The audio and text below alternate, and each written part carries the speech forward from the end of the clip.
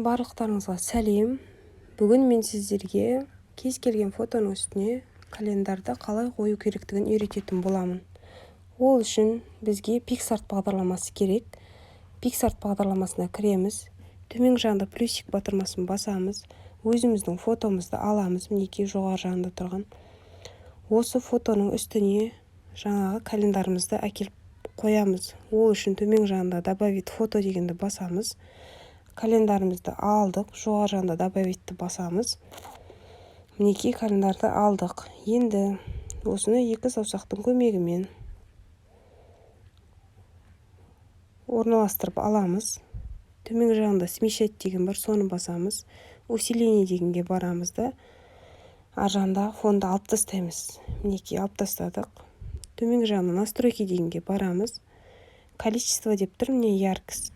Оңға қарай жылжытамыз. Артындағы прозрачный фон осылай удалить етіледі.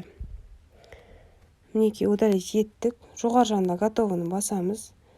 Мінекей фотоны өзіңіз қай жерге қойғыңыз келеді. Яғни календарды қай жерге қойғыңыз келеді. Өзіңіз орналастырасыз. Мінекей осылай орналастырғым келіп тұр, мені орналастырдым. Жоғары жағында готовы дегенді басамыз. Мінекей фото дайын. Енді бұл фотоны сақтау үшін жоғары жағында далее кнопкасын басамыз. Сохранить дегенді басамыз. Төмен жағында загрузить фото дегенді бастық. Мінекей сақталды. Жоғары жағында готовын басамыз да PicsArt'тан шығып, өзіміздің сақталған фотоға бару үшін галереяға кіріп, жаңа фотомыз тауып аламыз. Мінекей осы фотоны өзіңіздің сторисіңізге әдемі етіп қойсаңыз болады.